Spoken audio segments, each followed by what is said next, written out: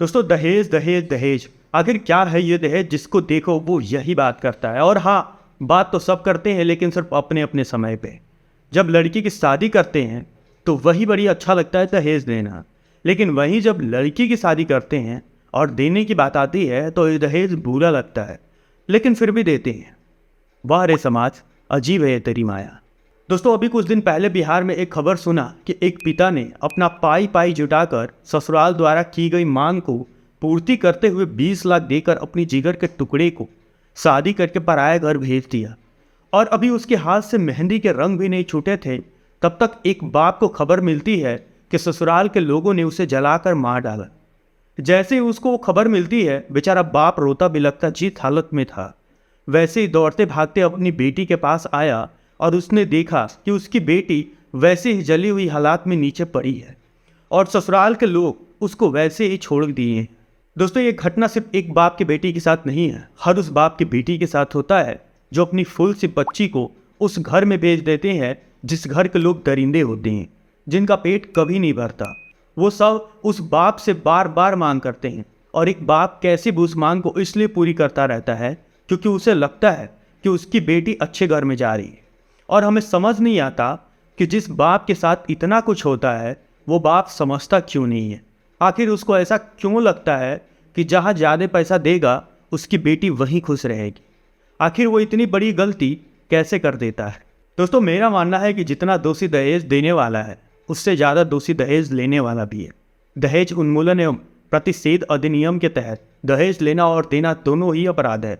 ऐसे में यदि वर पक्ष के खिलाफ दहेज का मुकदमा दर्ज हो सकता है तो दहेज देने वाले वधु पक्ष के खिलाफ भी मुकदमा दर्ज हो सकता है।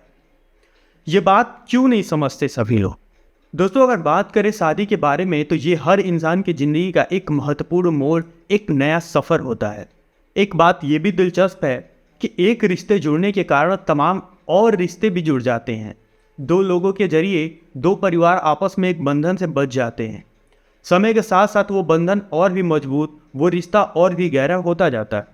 इस दौरान नाना प्रकार के दस्तूर निभाए जाते हैं। हर रिवाज की अपनी अलग मान्यताएं भी हैं। भारतीय संस्कृति विभिन्न रस्मों रिवाजों में बंधी है। दोस्तों शादी और उससे जुड़े अन्य क्रियाकलाप भी उसी का हिस्सा है। फिर चाहे वह हल्दी, मेहंदी, 7 फेरे हो या फिर एक अनजाने इंसान एक अजनबी परिवार के साथ जिंदगी की नई शुरुआत करना हो। लेकिन दोस्तों इन सबसे पहले अगर कुछ आता है तो वो है दहेज, जो एक बाप को अपने बेटी के उस घर में सौंपने के साथ साथ दहेज की कीमत चुकानी पड़ती है। इसके खिलाफ भी कई आवाज़ें उठी, पर ज़मीनी हकीकत को देखते हुए यह कहा जा सकता है कि वो सब उस स्तर पर सफल नहीं हुए। एक पिता जो लाड़ प्यार से पाली हुई अपनी बेटी, अपने कलेजे के टुकड़िया एक नए परिवार को सौंप रहा होता है, दूसरी ओर वर पक्ष की मांगों पर लगाम नहीं लग रही होती। जब किसी बेटी की शादी की बात होती है तो समाज में यह सवाल जरूर पूछा जाता है, क्या क्या मांगे हैं लड़कों वालों की? यार खुद सोचो आप सब, जो बाप अपनी बेटी देने को तैयार हो उससे और क्या चाहते हैं ये लड़के वाले? और सिर्फ इतना ही नहीं दोस्तों, इसी बीच महंगे ब्रांड के नाम बड़े गर्व से लिए जाते हैं कि फलाना फलाना कंपनी की गाड़ी, टीवी, फ्रीज, कूलर और अन्य न जाने क्या क्या। इतना ही नहीं, कई बार तो लाखों नगद भी इनमें शामिल होता है। इसके बाद अब एक पिता के मन में जो सवाल गूंजता है वो भी अहम और लाजमी है कि सालों से जो पूंजी वो अपनी बेटी की विदाई के लिए जोड़ता आया है वो आज भी काफ़ी नहीं है। शायद समाज का एक बड़ा तबका यह सोच रखता है कि अगर दहेज ज़्यादा मांगा जा रहा है तो लड़का अच्छी जगह नौकरी कर रहा होगा, लड़का सरकारी कर्मचारी होगा। अगर वह ज़्यादा दहेज या कुछ भी मांग नहीं कर रहा है तो वह या तो अच्छी कमाई नहीं करता होगा या शायद कुछ खोट होगा उसमें। वाह रे समाज, क्या सोच रखता है? आप सब खुद बताओ कि अगर किसी लड़की की कमाई अच्छी है और वो ही होनहार है तो उसे ज़रूरत ही नहीं पड़नी चाहिए किसी और पर निर्भर होने की। वो इतना सक्षम होगा कि अपनी ज़रूरतें और अपना शौक अपने बलबूते पूरे कर सकेगा।